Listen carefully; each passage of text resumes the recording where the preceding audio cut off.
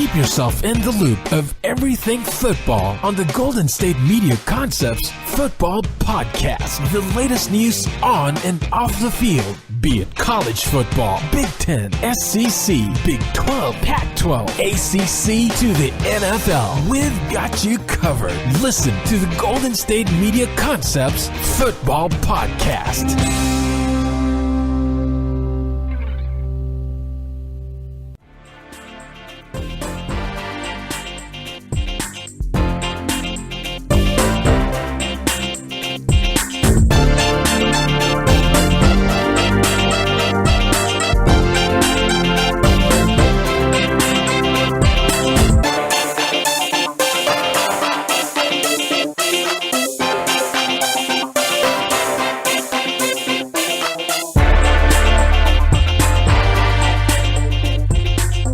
Welcome, all you football fans, to the GSMC Football Podcast, brought to you by the GSMC Podcast Network. I am your host, Jeff Malinoff. With me is my co-host, my partner in crime, Mark Souza. We got a lot to talk about in the NFL once again. We got Thursday Night Football tonight between the Jaguars and the Titans in Tennessee at Nissan Stadium. We're also going to talk about the Ravens situation. Are they going to have Lamar Jackson keep playing? Is Joe Flacco going to return? Is John Harbaugh even going to stay with the team? We'll get right on that in the second segment. In the third segment, we'll return our power rankings. We haven't done that in a couple of weeks, so we thought we'd get back in on that because a lot has happened since the last couple of weeks we did it. And the final segment will be some brief stories such as the Rune Foster problem, as well as his ex-girlfriend going on Good Morning America this morning, as well as the assistant coach of the Green Bay Packers being fired over a tweet, and much more. And actually, much more. So we'll get right into it first things first. Thursday Night Football, Jaguars-Titans, an AFC South matchup, which the AFC South is kind of already settled, in my opinion. I mean, it's not official yet, but I think we both can go to the conclusion that the Texans, if they continue to win, are going to take it. Mm-hmm. They might, even if they lost all their games, they probably could still take it. Yeah, the Texans are going to win that division. I don't think there's a chance that Tennessee catches them. Tennessee does have a chance to enter the wild card part of that playoff if they manage to win this game against the Jaguars and they continue to win. So there is possibility out there. Yeah, absolutely. They need to win. They need to win to stay in this race. As we know, the AFC is getting a little bit tighter around that 6th seed. We're looking at pretty much the top 5 teams are wrapped up. Chargers, Chiefs, Steelers, Texans, Patriots. Those are your top 5. After that, it looks like the Ravens have control right now. But again, the Titans are one of the teams at 6-6 that are in the mix. They finished the season with the Jaguars, the Giants, the Redskins, and the Colts. So there's some winnable games in there. I think they got to win at least 3 and go 9-7. But there is a chance that they might need to win out, considering that Baltimore is 7-5 right now. Baltimore does have a little bit tougher of a schedule, actually a lot tougher of a schedule. They play the Chiefs and the Chargers 2 of their last 4 games. But, Tennessee, if they're looking to get in the playoffs again for the second time in a row, they must win tonight, in my opinion. Mm-hmm. And when you look at this, like they're 6-6, like we said, the Titans are. They can maybe allow one loss if type of thing, because 9-7 is probably the lowest you could get to making a playoff spot. But again, you're looking at a type of team or a type of conference that even 9-7 is a long shot from the playoffs, it feels like. 9-7 could get it done this year. It'll be tough, but 9-7, you're kind of hoping for the Ravens to fall apart. Mm-hmm. Yeah, and you're hoping for a team to fall apart, which is still possible. You know, it's still like one of those things that can happen. Because there's other teams in it too, but I'm just looking at the Ravens since they're ahead of them at the moment. Mm-hmm. But how many times have we seen this before, where a team looks like they're in a playoff spot, they have a chance to even go to the Super Bowl? We say this all the time, and then they don't even make the playoffs. That is a more occasional. That's more often happening than people realize. Yeah, absolutely. So there's definitely some possibility that this can happen, but I'm also going to say that the Titans need a miracle, I feel like, for a playoff spot. It feels like it that way. Well, they're a game behind Baltimore. They got an easier schedule. And I'm also looking at their stats, though, because they're averaging less than 20 points a game. And in the NFL today, you cannot win games like that. No, they need more consistency. When you average less than 3 touchdowns a game, you're losing most of the time. But they have the work cut out for them against the Jaguars, who are also averaging less than they are. Yes. 18.4 points per game is bad for the Titans, I would say. 16.9 points for the Jaguars. This doesn't seem like two offensive powerhouses going at it like the Chiefs and Rams did not too long ago. Yeah, and Jacksonville, within the last few weeks have fired their offensive coordinator. They've benched their starting quarterback. They're rolling with Cody Kessler. They do get Leonard Fournette back from suspension, so maybe he'll provide a spark on the ground. We know that if they're going to win this game, they're most likely going to have to run the ball 30 to 35 times and get maybe 150 yards on the ground from Leonard Fournette, Carlos Hyde, and TJ Yeldon. But yeah, this looks like it's going to be an ugly football game. We see Vegas has set the line at 37.5 points. That seems high to me, to be honest. Really? I think that's incredibly low for an NFL football game. For an NFL game, yes. For Jaguars and Titans, high. I don't know if I've seen a lower over-under this year. There might have been. There probably has been, but that's really low. These are probably the two worst. Under 40 is really low. You can arguably say these are maybe the two of the worst offenses in the NFL. Absolutely. You could definitely say that. There's no question. You got a backup in Cody Kessler versus Marcus Mariota, who has not lived up to that Heisman hype. And both defenses are good, so that the defenses are the reason they compete, I feel like. Like, Jacksonville got to the AFC Championship game last year because of their defense. And, Blake Bortles had that great playoff game against the Steelers, which probably got him that contract, to be honest. And they thought he can get there again. He's obviously not playing to that form. So we are looking at a lot of problems within the organization of Jacksonville. Tom Coughlin still being questionable about... He's kind of stubborn about his whole signing Blake Bortles to that contract, didn't he? When he was asked about it. Yeah, absolutely. And so these two teams just seem like they're looking for the future rather than now. Like, the Titans are like, yeah, we can win now. We signed Deion Lewis. We signed Malcolm Butler. We have some of the Patriots guys that won a Super Bowl here and there. And yet they're still playing very sloppily. And honestly, Malcolm Butler has been almost non-existent on that Titans team, it feels like. Well, their defense is good. Yeah, but Malcolm Butler himself, he has nothing really to show for it, in my opinion. But I will say that the Titans can look good towards the future, but right now, this game feels like the least interesting Thursday night game. Like, it seems like Raiders and Niners, but even Raiders and Niners was sort of interesting because they had a practice squad quarterback starting, and everyone was kind of interested in how he'd do, type of thing. And of course, Raiders and Niners have that history of like Bay Area showdown. It was the final Bay Area showdown game. So yeah, this game has a boring feel to it. Definitely. There's no stories in this one. It feels like. Yeah, I am interested in seeing if Tennessee's offense can really do anything, because I was excited about their offense going into the season. They have a guy like Corey Davis, who I think is a really good wide receiver. He's a great athlete. They have Deion Lewis. I thought would be a nice little thunder and lightning with him and Derrick Henry. And I just don't feel like this offense has been able to put it together. We talk about their inconsistencies. It's like week to week with this team, and then you never know if Mariota's hurt or injured, if he's going to play, if he's going to be 100%. It seems like most of the games that he plays in the NFL, he's under 100%. Man, I think that if they're going to change their season, if they're going to take that next step as a team, it has to start tonight. If they can get a good offensive performance against one of the best defenses in the NFL, I know Jacksonville hasn't been as dominant as last year, but they are still one of the best defenses in the NFL, pound for pound. No question about it. If they can get a good offensive performance against a great defense, I think that could really, really spring them forward as they try and get that last playoff seed.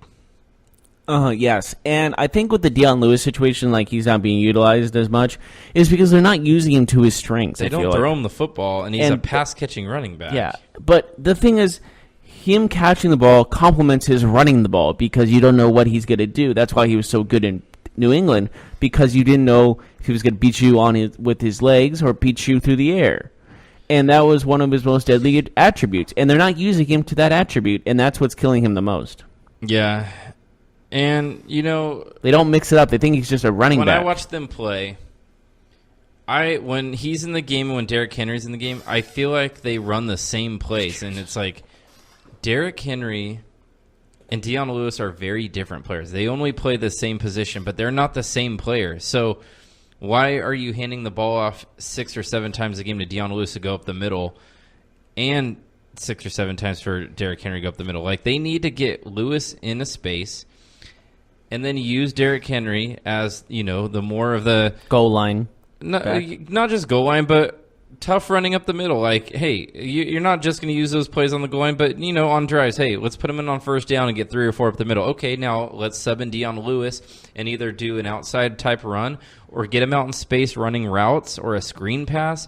But I don't think that I think they use the running back the same no matter who it is too often. And to me, that's mind-boggling. That's offensive coordinator's fault right there, hands down. And I think the fact of the matter is, like you said, they should use Derrick Henry for those short yardage games and use Lewis if they need to get some, more than, let's say, 5 yards. So here's the thing. In football, covering running backs is incredibly difficult, even if you game plan against it. It's hard for linebackers to cover fast running backs like a Deion Lewis. Deion Lewis is not Alvin Kamara, but he's close in terms of the different strengths and weaknesses of the two. You know what I mean? Mm-hmm. And how can a team like the Saints get Kamara in a space when everybody knows they're going to throw him the football?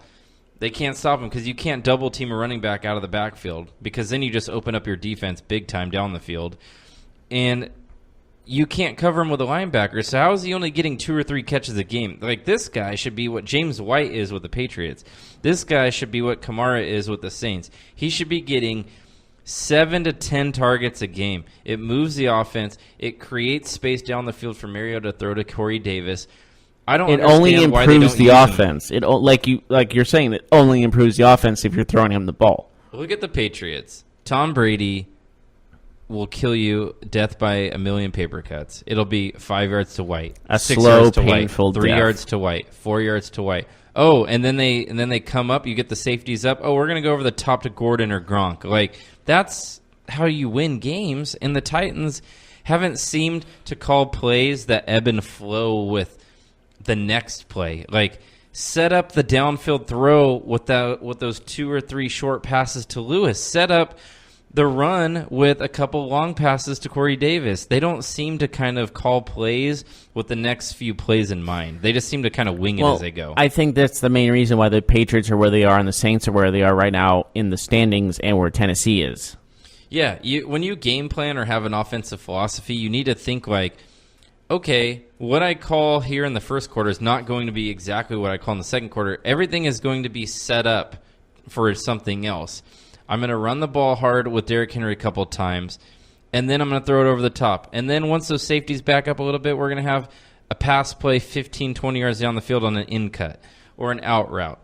And when I watch the Titans, I kind of feel like every play call is like, well, maybe this play will work, or maybe this one will work. It's like they're picking the Ask Madden section. You know what I mean? They press the X button or the square button, whatever. And you PS know what? Or Xbox. There is a reason why teams script plays. There is a reason why that's a thing, and it's because when you script plays, you're doing it to set up down during the game, down the road in the game, the third and fourth quarter. You're setting up plays and formations to see how the defense will react.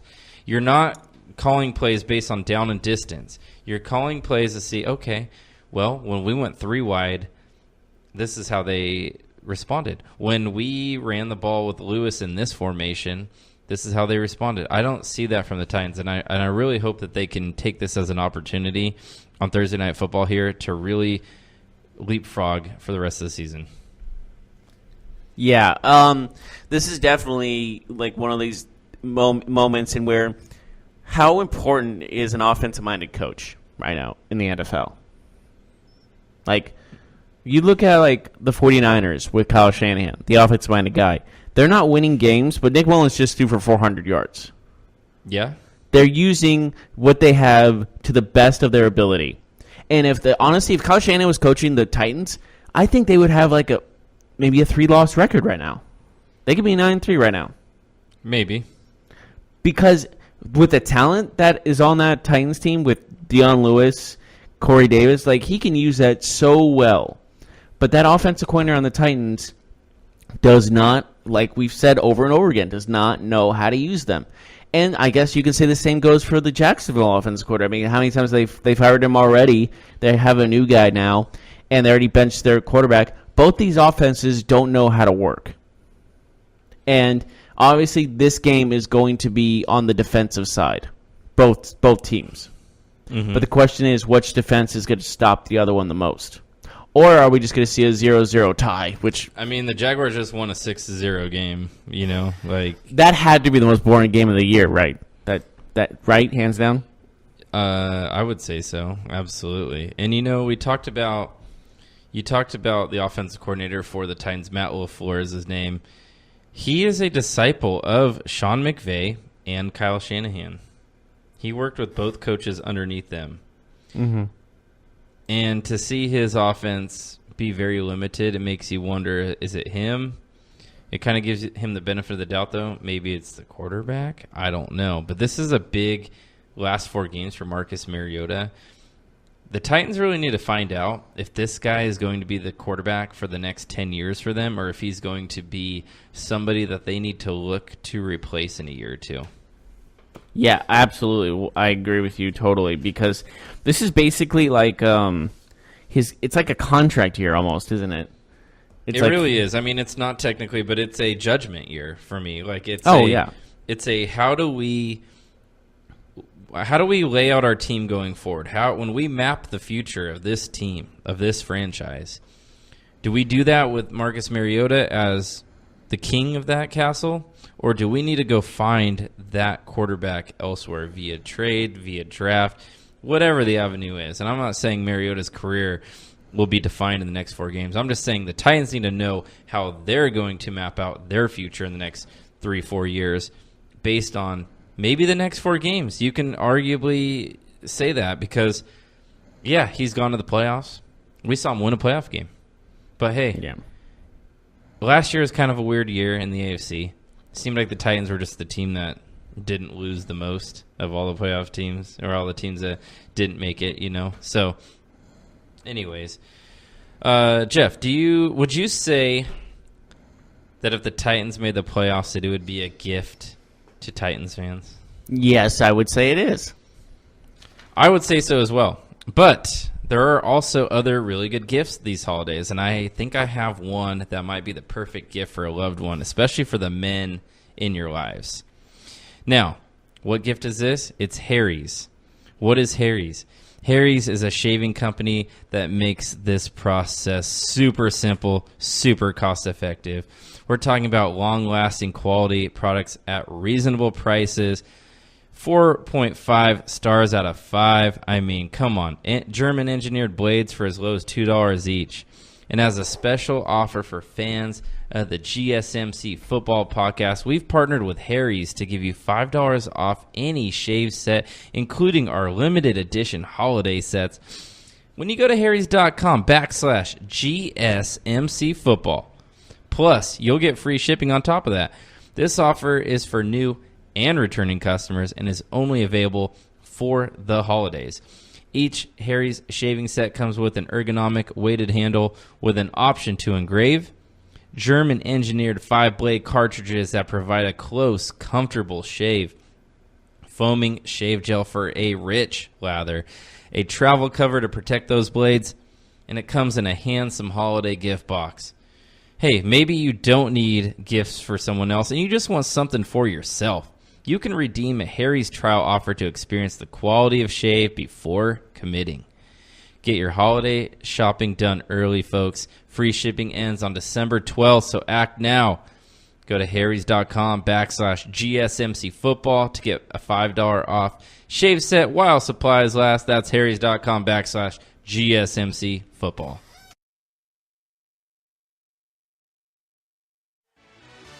Are you looking for help for your fantasy football team? Check out the GSMC Fantasy Football Podcast. Get today's best advice on who to start, who to sit, even who you should draft. From sleeper picks to red hot lineups, they got it all covered for you. That's GSMCpodcast.com/fantasy-football-podcast. We'll cover traditional leagues, dynasty, PPR, even IDP leagues. When you need fantasy help, there's just one show to hit up. Don't forget to like them on Facebook and follow them on Twitter. Visit GSMCpodcast.com for more info.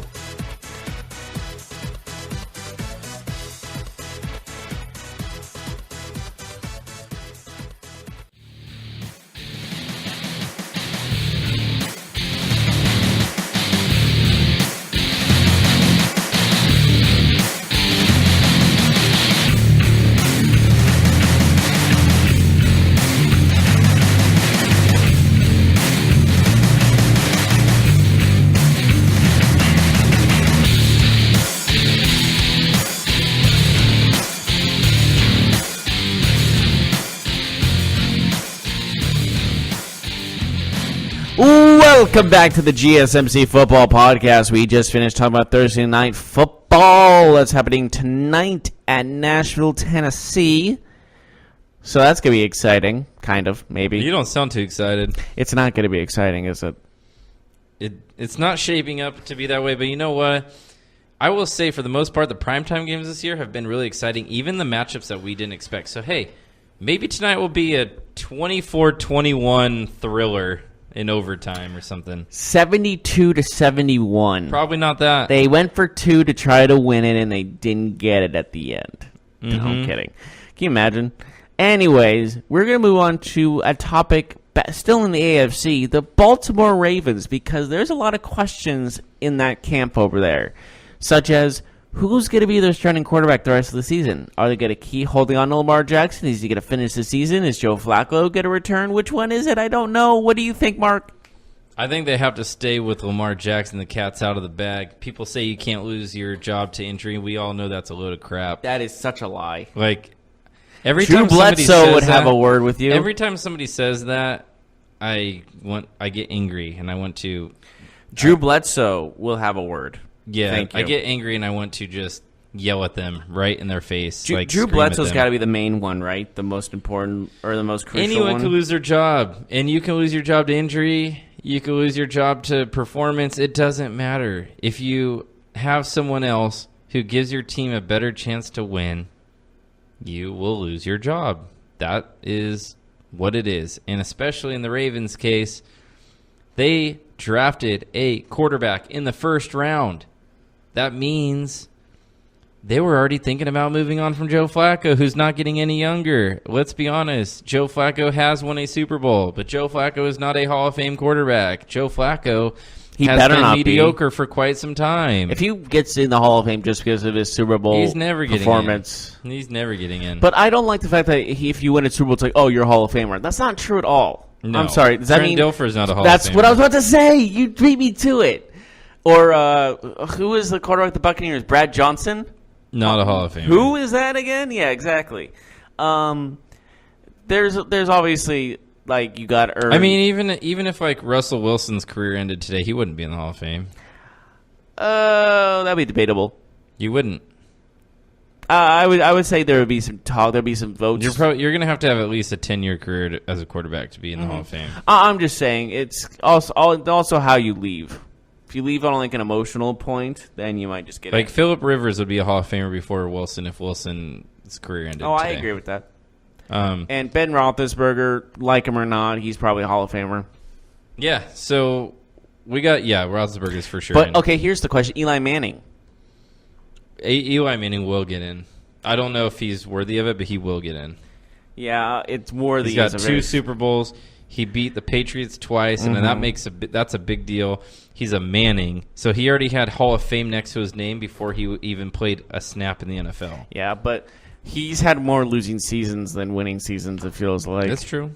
But, or whatever. We'll move on. Anyways, and now we talk about the Lamar Jackson, Joe Flacco. You say keep Lamar Jackson. I agree with you. I think it's just like losing a job to injury is the most common thing in the NFL by far. And how Lamar Jackson's been playing, they've been winning, so why stop? Why get rid of him now? Like, if something's working, why fix it? With Lamar Jackson, you get a ball control offense. With him at starting quarterback, the Chiefs are averaging 37 minutes time of possession. That's a lot. That is a big number in the NFL. That means that his defense, the Ravens, who are a very, very good defense, one of the best in the league, are only on the field for 23 minutes a game. Man, that's hard to lose. When your offense is controlling the clock, when you don't have to score a lot of points because the other team's offense is not on the field enough to put up a big number themselves, you got to trust that defense with that offense in this circumstance. Now, Flacco, he's a better passer at this point than Lamar Jackson, 100%. But is he good enough to even warrant him getting back in the starting lineup over Lamar Jackson? That's a judgment call by the coaching staff on that one, because that's a tough question because he's been the starter for so long, and it's almost like it's one of those things that's just like commonplace now, seeing him under center for the Ravens. So, but I do think Lamar Jackson's doing a great job. I think he should keep that position, and I think the main question is, will this affect Harbaugh staying or leaving Baltimore by end season? I think the consensus idea was that Harbaugh was on the last year as a Ravens coach. They openly, which was weird, but the Ravens openly discussed the idea of moving on from Harbaugh last offseason. So the assumption is this is Harbaugh's last year as coach of the Ravens. Of course, he'll get another gig. He's won a Super Bowl. He's been a successful coach in this league. In fact, you could argue he's been one of the top 5 coaches in the league since he's been in the league. But, every coach kind of runs their course. Not everybody is a Bill Belichick that will stay with a team for 20-plus years. Plus, a guy like him even coached a couple different teams. So, regardless, I think Harbaugh is gone at the end of the year, no matter what. But, hey, if this Lamar Jackson thing kind of works out, you got to wonder if he might stick around for another year or two. I mean, if they make the playoffs and they run the table with Lamar Jackson, they could – do you know that they're a half game out of first place? They could win their division. Like, they're not just thinking about wild card. They're only a half game behind the Steelers. They can win their division. Pretty unreal, isn't it? If they win this that means, week, you know what that also means? The Browns have a shot at the playoffs. The Browns have a long shot, but they're not out. It's technically out. They're not. It's a weird division. The thing is that the Ravens are in a good spot right now to make the playoffs because they have 2 avenues. They can win their division or they can win the wild card, one of the 2 spots. Now, when you look at it, I mean, no other team that's in the wild card consideration really has a chance to win the division. Maybe Minnesota on the other side of the things. They need the Bears to really collapse, though. Maybe Minnesota. Well, Bears lost last week. That was that's one game. Yeah, but maybe Minnesota. Obviously, the NFC East, but the NFC East doesn't really have a team that's going to make the wild card. Like, you just have to win the division. So I think the Ravens are in a really good position. They could win the division or they could win the wild card. Either way, they get in the playoffs and they have a chance to win a Super Bowl. And man, I don't know how you go back to Flacco, but do you see a scenario that they go with Flacco? No, to be honest with you, I think they just got to hold on to Lamar Jackson and you picked him in the first round. He's starting, he's winning. So why slow down? Why ease him up? You got to take the reins and just keep going. Yep. And I also think that this is one of those things in where even if they don't make the playoffs, there's going to be some benefits to this, because of if he's still playing well. And it's just all about getting Lamar Jackson more playing time and making him better for the future. Yeah, I mean, that's like the worst case scenario. When you draft a quarterback in the first round, you're saying this is the guy that we believe in for the next 5-6 years. Granted, it was the final pick in the first round, but still first round. A playoff team could have addressed other positions and decided, no, we're going to address the future at quarterback. Mm-hmm. So it is what it is. Do you think there's any chance that Harbaugh stays after this year? What if they win the Super Bowl? If he wins the Can't Super do Bowl, anything he about probably stays. All right, Wait, what that might even lead him to more retirement. But I'm saying that it's probably going to lead to more of, like, is he going to get like a front office job now, promoted? You know what I mean? Instead of like leave indefinitely. Yeah. So, but them winning the Super Bowl, let's pump get the real. brakes on that? Yeah, let's hit the brakes. Let's put it in neutral. Let's put it in park. It's let's interesting put the too that they e-brake find on. this Gus Edwards guy with Jackson. It's like a nice little revelation that they did. They drafted Jackson, but I think Gus Edwards is undrafted, right? Like he's like a guy, maybe a 7th round pick. He was somebody they didn't put a lot of stock in. That would be a guy that would change their team, and he has the last few weeks. He's been their leading rusher. He's been the guy that's been carrying the load on that side of the ball. So, yeah, and this just seems like it just feels like it's the end of the Harbaugh ring as we know it. And if he manages to stay with the team, I think it's one of those things in where they don't want to move on from him, or they just can't, or they just can't think of a new. They can't start from the bottom. You know what I mean? you know, it would be some crazy stuff. What's crazy? John Harbaugh leaves the Ravens and takes the Ohio State job. We got Harbaugh versus Harbaugh every year, Ohio State and Michigan. That might be the craziest thing that could happen. I love that so much. I know Ohio State's already promoting their offensive coordinator to head coach. That doesn't mean jack right now. Come on. Like, how awesome would that be? You, the Harbaughs you facing don't each other think every year? you don't think they would at least flirt with that idea? Jason Day, hired and fired a day apart from each other, you know, as John Harbaugh accepts Ohio State job. That would be insane. What about John Harbaugh? There was rumors to him to go to USC.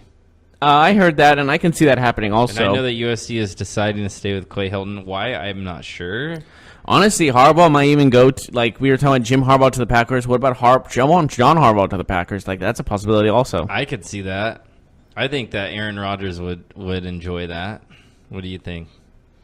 Yeah. John Harbaugh's a stand-up guy. Yeah. I think his players love playing for him. It's no coincidence that that team makes the playoffs pretty much every single year. Yeah. And a lot of times when they make the playoffs, we're like, how did this team make the playoffs? Like, they have Joe Flacco, mediocre team. You look, okay, their defense is good, okay, but their offense is always usually kind of poor. But, wow, they seem to figure it out. Well, maybe John Harbaugh with Aaron Rodgers could make some magic. Who knows? That's an interesting conversation I think the Packers would be willing to Honestly, talk the about. Packers' job is probably the most the most interesting job for all coaches because of Aaron Rodgers. Because who wouldn't want to work with the best quarterback in the NFL? Would you rather have Aaron Rodgers in the Packers, or would you rather have the young talent with the Browns with Baker Mayfield with a team that's kind of like up and coming? Because we don't really know if the Packers are up and coming. They might just be a team headed on the downhill. This is also true, but I think they're both good positions. in classic us form, I would just flip a coin. Heads Packers, tails Browns. Click. I think they're Best of they're seven. both great jobs. To be honest, like they're both great jobs. Do you watch The Office? You ask me this like 3 times a week. Not what? When's the last time I asked you this? You always ask me if I watch The Office. You talk about Dwight Schrute and Michael Scott. You always say I never asked you. No, you ask me all the time, and Okay. I always say the same answer. I watch The Office, but I don't watch it regularly. Okay. I don't watch First of all, it I have horrible memory when it comes to some certain so from conversations. now on, remember that I do know what The Office is. I am a fan, but I'm not going to win any Office trivia games. If that makes sense. Well, I was just asking because there is a scene in The Office where Michael is threat level midnight, his fake movie, and he flips a coin, best of 7. And I'm thinking that would be the way I would figure out if I had to pick between the Browns and the Packers to take a head coaching job. Yeah, I could see that. They're both great jobs. That makes sense. Yeah, great jobs. But overall, I would say that, if you're looking for the most talented team, I feel like I can't believe I'm about to say this. The Browns are more talented than the Packers are. I would say that. Mm-hmm.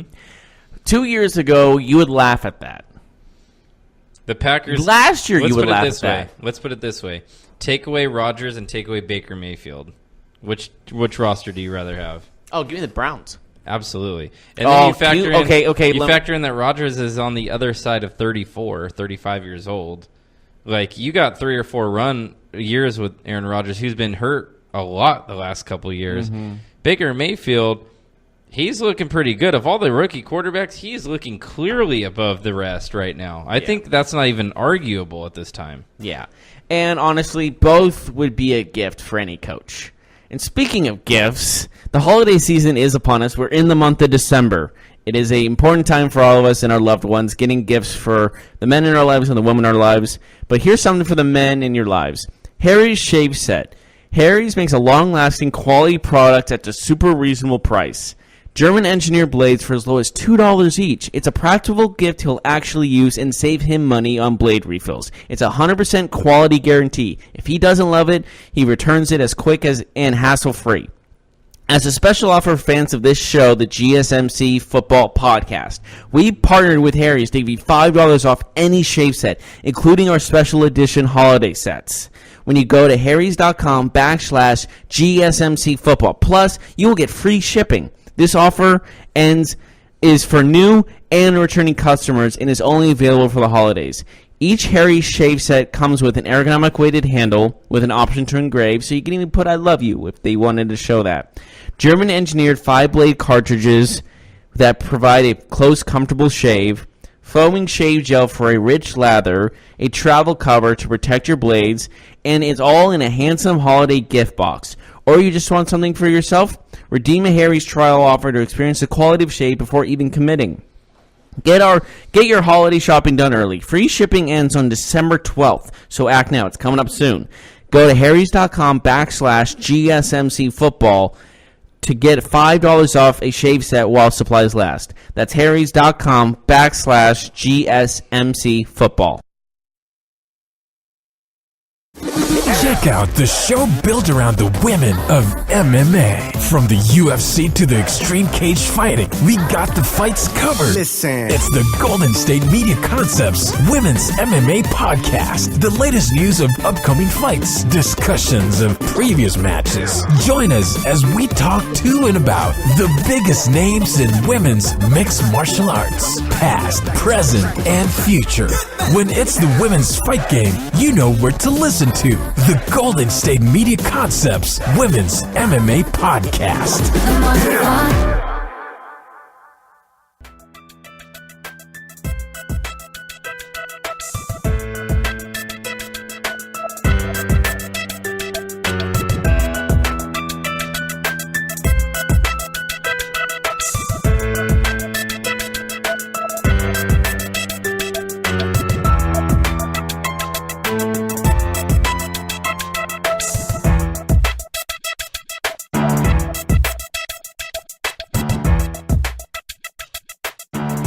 And welcome back to the GSMC Football Podcast. We are going to talk about our NFL rankings for this week. We haven't done this in a couple of weeks, so just as of right now, our rankings for the best in the National Football League. And the worst, of course, but we kind of know who's going to be our worst. Do we? Well, we might as well start there then. All right, well, fine. Number 28, the Detroit Lions. Okay. Not really a bottom 5 team if they were completely healthy, but with no Kerryon Johnson lately, they traded Golden Tate. Marvin Jones is down as well. This is just a team right now that they're just waiting to get to the offseason. Maybe they'll get a top 5 pick and help Stafford a little bit. They could go a couple different ways with that draft pick. They could go offense, but they do have some decent players on offense. They could go defense for sure. I'm not sure where they go, but hey, right now they're one of the worst 5 teams in the NFL, in my opinion. Well, this team I think might be worse. Atlanta Falcons. Whoa. You know why? They have the second longest losing streak in the NFL at the moment. And their offense is not clicking, which is their bread and butter. And their defense can't stop a cold. You know, some people had them winning the division. Well, they're wrong. Well, yes, they're obviously wrong, but isn't that crazy? Yeah, this Falcons team is a shadow of what it was at Super Bowl 51. This is not the same team. Same players, roughly, but when it comes down to how they're playing, it's honestly putrid. Yeah, I'm with you there. They've had a lousy season. They've had a season so bad it makes you question pretty much everything in the organization. It's just one of those years. You can't really just blame it on Devontae Freeman being injured. It's just been something after another. The way that offense is not clicking is actually very head-scratching to me. You have Matt Ryan, who's a decent quarterback. I don't think he's great, but he's a good quarterback. You got Julio Jones, arguably the best wide receiver in the NFL. I would say maybe a couple other guys are higher than him, but you can argue that he's the best. You certainly could. 100% I agree. And even though they lost Freeman, Devin Coleman, he's a decent backup running back. Calvin Ridley's been a good player. You know, I was questioning that draft pick, but he's added to the team. Sanu's a good receiver. He's Hooper's leading a good tight rookies end. in touchdowns. That defense needs a lot of work, but they've suffered some injuries, so it's hard to really say that unit overall is just absolutely terrible. They definitely need players. They need depth, but yeah, offensively, they should be better than what they've been doing. They've been a disgrace, in my opinion. Are they in your top 5? My bottom 5, they are not. Bottom 5, sorry. My fault. They are not. They are just outside. Okay. I'll go number 29. I have the Arizona Cardinals sitting at number 29. They got a win over the Packers. Usually a win in Lambeau against an Aaron Rodgers team would be a big deal. But considering the Packers have 4 wins, lost to the Cardinals, almost lost to the 49ers at home, it's hard to say beating the Packers is a big feat in today's NFL in 2018. So not too much credit I can give there. I have the Cardinals at 29. They're a young team, obviously. Well, mostly young. Larry Fitzgerald might be the older statesman there, but with Rosen, even David Johnson, it's a young team. Christian Kirk just got put on injured reserve. Cardinals are looking at a top 5 draft pick. Yes. And my number 4, or my number 29, is, well, the Arizona Cardinals. Okay, so we agree there. And the thing is with that is this team just got lucky, in my opinion. But I would still put them I'm putting them above the Packers, spoiler for my number 30 team. Oh, okay. All right, so my number 30 is the 49ers. Right now, they would have the first pick in the draft. I don't think they're the worst team, at least playing the worst in the NFL at the moment, or at least the last month or two. But absolutely, this team, they've been down all year. They started off with some key injuries, McKinnon, and then Jimmy Garoppolo, the big one. There's been a number of injuries. I don't even want to go down the list. It's insane. But, you got to credit Shanahan because this team has been playing hard. Even when they lose or get blown out, I feel like they give an effort. They play with a lot of heart. But you're talking about an undrafted quarterback. You're talking about an undrafted running back. You're talking about a lot of players that are maybe practice squad players that are getting a shot. And ultimately, they're going to lose most of the time. So they're my number 30. Okay. Well, I said spoiler for my number 30 team. But swerve! It's not them. It's the Jets. All right. They've lost 6 in a row. The longest active losing streak in the NFL right now. And if you see them play, you understand why. I mean, Sam Darnold has been out due to injuries, and that's one thing. But their defense can't stop anyone. Their offensive line's a joke. This team is a joke. The New York Jets have been a joke for years, and this just adds on to the joke. Knock, knock, who's there? The Jets. Who? Exactly. Yeah, the Jets are really bad. I actually have them as my number 31 team, so they're second to last, in my opinion. Yeah, Darnold's been out, but they've really struggled. And, Todd Bowles is a defensive coach, and being a defensive coach, I expected a lot more from this defense. I think it's crazy that they've really struggled defensively. I mean, that's Todd Bowles' calling. When he was with the Arizona Cardinals, they were a very good defensive team. And with that, coupled with the offense, I mean, it's hard to see any team being worse right now than the Jets. I would actually argue that of all the teams on my bottom 5, they're the team that I would like to play the most if I had a game this week because of how bad they've been playing. Oh, yeah, it totally makes sense. So who's your number 31? My number 31 is the San Francisco 49ers. Okay. Yes, you're right. They do play at a high level, or not a high level, but they play hard. But seeing their defense play, they lost to the Buccaneers. That was what put me over the top mainly. Well, the Buccaneers' offense is good.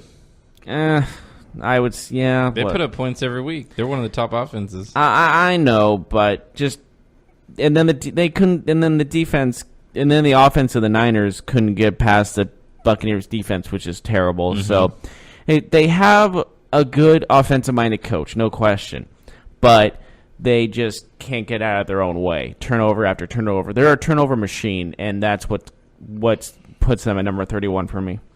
Yep, and then number 32, we might have the same team. I have the Oakland Raiders. I have the Oakland Raiders as well. They had a positive game this last week. I will give them credit as they gave the Chiefs a run.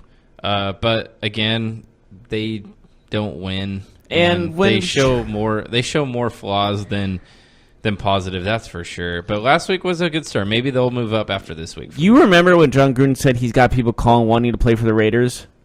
Did he mean C.J. Anderson? I don't believe him. I got calls left and right. Guys wanting to play for the Raiders. I'm like, who? Besides C.J. Anderson. Maybe Le'Veon Bell will be their starting running back next year. You never know.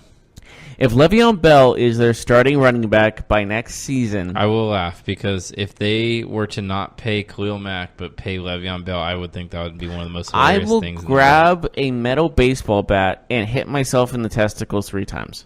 Promise? I promise.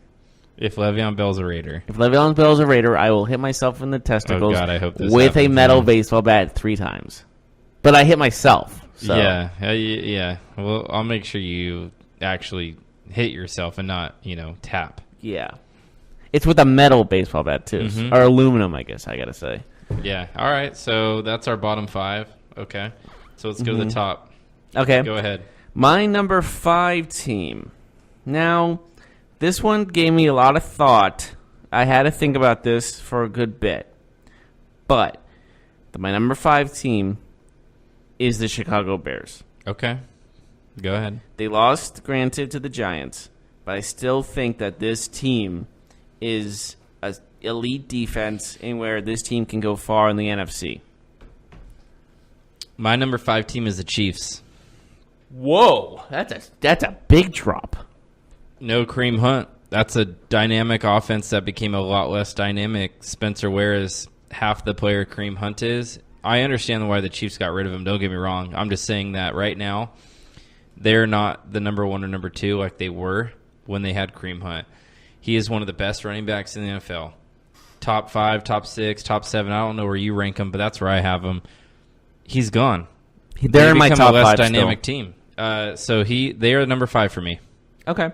My number 4, I will have to say, is the New England Patriots. Mm-hmm. I know that they're kind of under the radar at the moment, still, surprisingly, but they're still the New England Patriots. Do I need to say more? You don't. Okay. My number 4 is the Houston Texans. Okay. They're a new team in my top 5. They got that crazy win streak right now. They're playing great football. They're one of the most balanced teams in the NFL with their offense and their defense. Their running game is clicking, which is a surprise to me. Lamar Miller is having a really good season. Deshaun Watson seems to be getting better as the weeks go on. Demaryius Thomas has added something to this team. I don't know what that will be going forward. But DeAndre Hopkins is one of the best receivers in the NFL. That defense, man. I mean, they might have the best defense of all the teams that I'm putting in this top 5. So I think that accounts for something. Mm-hmm. So who's your number 3? My number 3 is the Kansas City Chiefs. Okay. I couldn't put them in my top 2 because losing Kareem Hunt, but they still won the game against the Raiders. However they won it, they still won the game. Still 10-win season so far. And Patrick Mahomes is still playing at a high level. Tyreek Hill is playing at a high level. Arguably the best receiver quarterback combo in the league, or quarterback receiver combo in the league. Hill and Mahomes. Is that arguable? Yeah. And that the offense is still powerful, and just I feel like I can't put them any lower than 3. Yeah. That win again last week concerned me with them, and I think that's why I dropped them to 5. My number 3 team is the Patriots. I have the New England Patriots at number 3. You had them at 4, right? Yes. Yeah, I mean, they're just the Patriots. What can you say? It's not exciting. It's not sexy. But they're one of the best 5 teams in the league. And you know what? The sky is blue, the grass is green, and the Patriots are good. They might just end up winning the whole dang thing again. So, they're my number 3. Who do you have at number 2? The Houston Texans. Wow. 9 wins in a row speaks to me. Deshaun Watson's been playing unbelievably well. I had the Texans higher than you did, honestly. I had them at number 2 because I think this team right now has the most. There's a glaring omission out of your top 5 now that I think about it. But go ahead. We'll talk about that after you reveal who your number 1 team is. Go ahead. Interesting. I even Oh! Go ahead. Yes. Well, I'll talk about that later because there's something important about that. But yes, Houston Texans at number 2 because elite defense, their offense is clicking. 9 wins in a row speaks for itself. This team looks borderline unstoppable. Yeah, after starting off 0-3, they've been just on a tear. So, all right, my number 2 team is the New Orleans Saints. They were my number 1 team, but that loss to the Cowboys affected their ranking. I thought they came out flat in that game. I think they lost that game more than Dallas won that game. And, I was expecting a lot more because it was a national TV game. Sean Payton, in Dallas, I thought they were going to make a statement. I didn't see it as a trap game, but I was wrong. So they fall. This is why I feel like I'm going to be controversial because that knocked them out of my top 5. Mm-hmm. Because how bad they played that game, it was almost embarrassing. So who's your number 1? Was embarrassing. Because that's why they're out of my top 5. Because that loss, not only did everyone play bad, Drew Brees played bad. This team just looked like it was what it was last year. All right, so the Rams are your 1?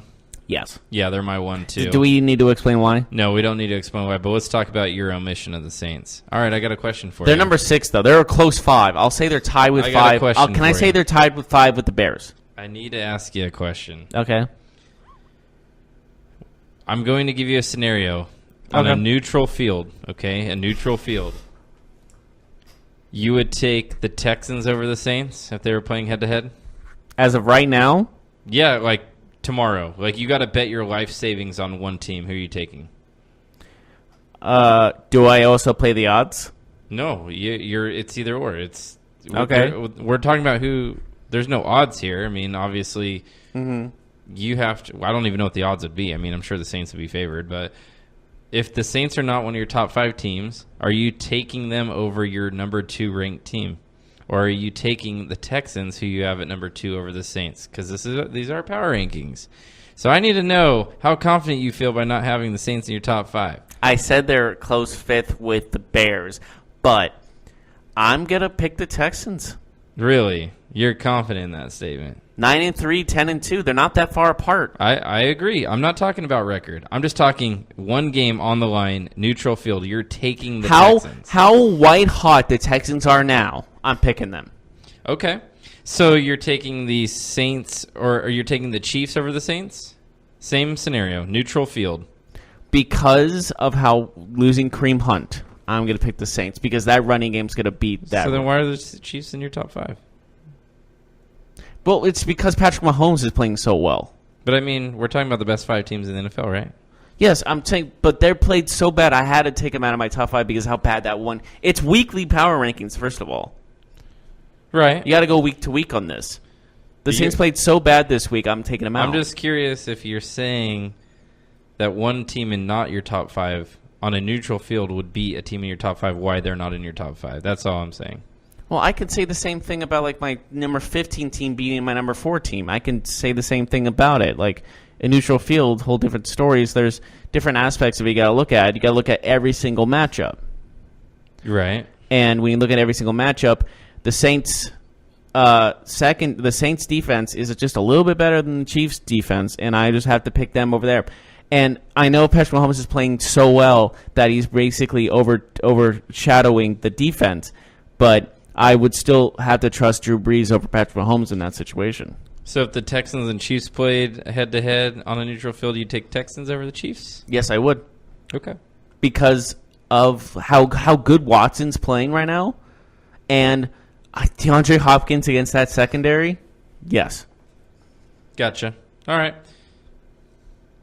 You could disagree. It's an opinion. Oh, I definitely disagree, but it's a disopinion.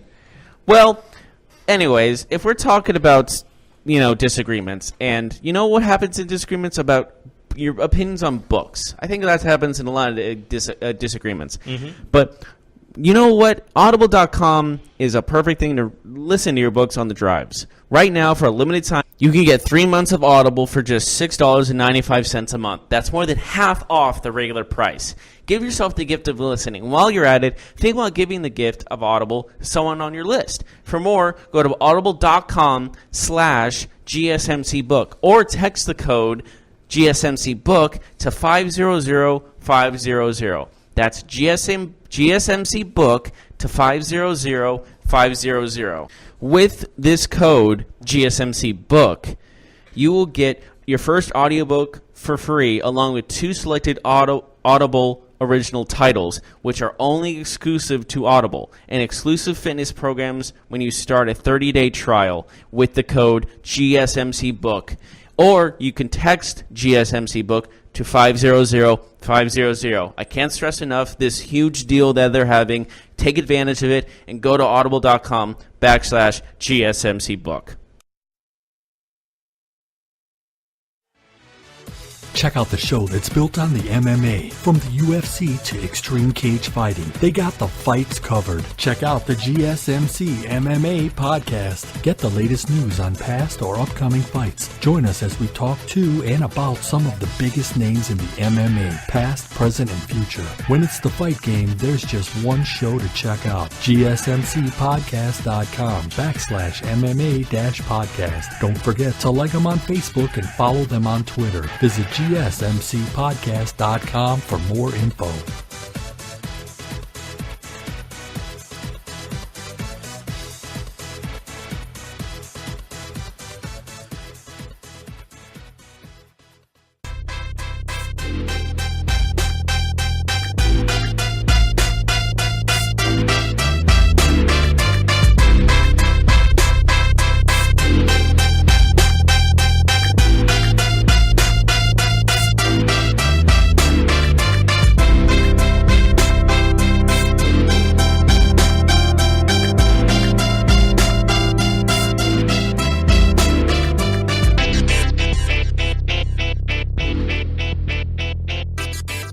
Welcome to our last segment of the GSMC Football Podcast.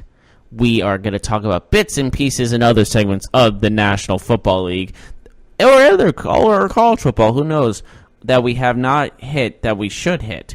So I think the first thing we need to talk about is Reuben Foster and his ex-girlfriend, because she was on Good Morning America with her, I think it was her lawyer, it looked like, on the right, mm-hmm. and they were discussing what happened in the Florida hotel room during that incident. And she gave details about how they were both seeing therapists, and they were on a break, like friends, and they were seeing other people at the time, and he invited her to come to Florida. He paid for her flight, I believe, too. And this is all allegedly, by the way. And apparently they were in the hotel room. She was going to call his girlfriend about her being there, and she was okay with it. And he got mad and took the phone from her and allegedly slapped her in the face and pushed her. And there was pictures of her bruising on her neck and cheek. And she was quote shocked when she found out that he was signed by the Redskins 2 days after his arrest. So, what are your thoughts on this, Mark? What do you think the situation is? Do you believe her story? Do you think that there's too much messy going on around to believe anything? I think Reuben Foster has more than likely put his hands on her at some point. You know, she said that she lied the first time on the witness stand because she didn't want to ruin his career. And now the truth is that he's been abusing her multiple times, and it's hard to like completely disregard what she's saying, even if she doesn't have the best past in terms of being truthful. As for Reuben Foster, I mean, he puts himself in these situations where, you know, if she is completely lying, why are you still hanging out with her? I don't know, but this is a bad look for the NFL, bad look for the Redskins. She's on Good Morning America. I mean, this is national television, and the Washington Redskins are employing this guy. So it puts them in a negative spotlight, and he wasn't even one of their players. Like, they subjected themselves to this. So, you know, they kind of deserve what they get out of this, in my opinion, because he was a 49ers player. The 49ers release him.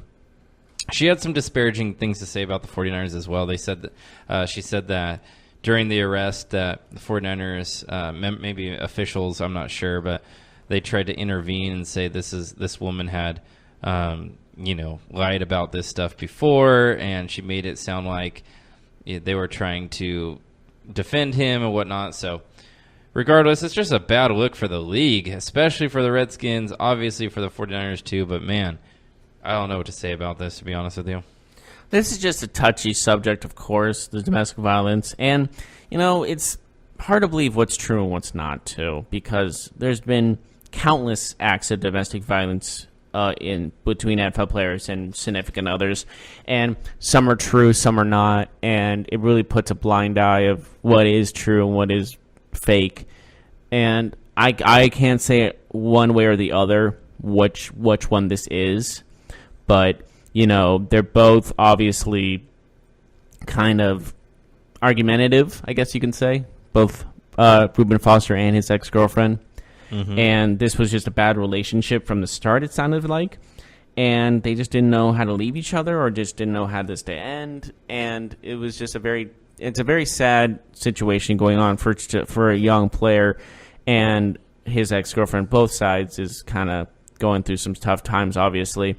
And it just feels like that there was no excuse for putting your hands on her. Absolutely no excuse, of course. And this whole situation just feels wrong to me. It feels like one way or another, I feel like they both put their hands on each other, maybe allegedly at some point. Alleged, because he says there was also some arguments going around, so who knows what happened. But everything is alleged. You don't know what's true or what's not. So I'm just gonna wait until 100% of the facts are here, and then we can really say what happened. Yeah, absolutely. So let's move on. AJ Green's having foot surgeries on IR for the Bengals.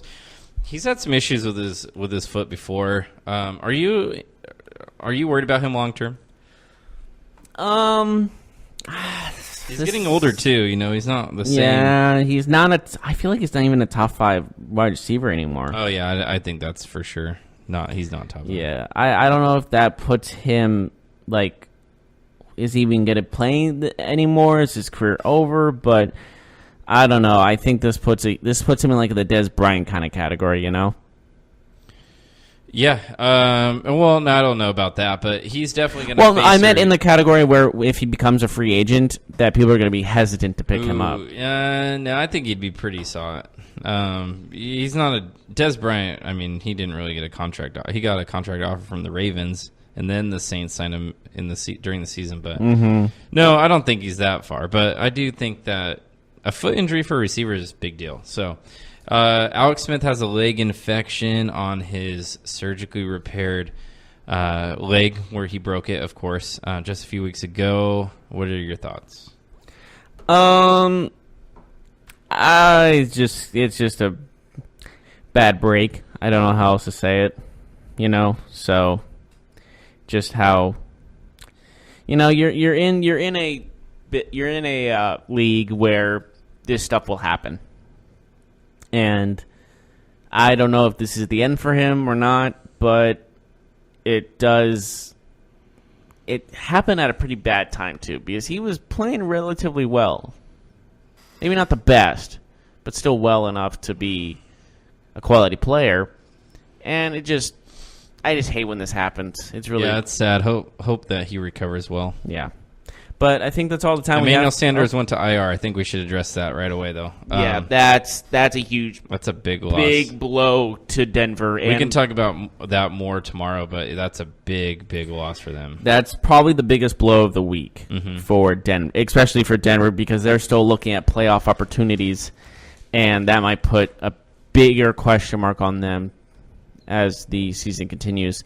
But that's all the time we have for today. Thank you so much for joining us. Tune in tomorrow. We'll discuss every game that's happening on Sunday, and we will see you tomorrow. I don't know why I'm talking like that, but that's Mark. I'm Jeff, and we'll see you later.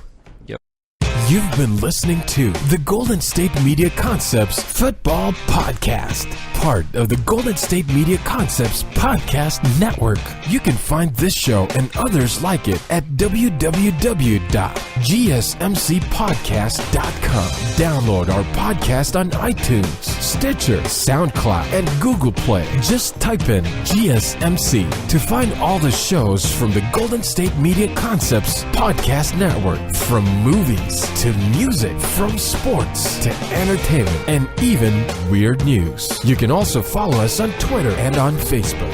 Thank you, and we hope you have enjoyed today's program.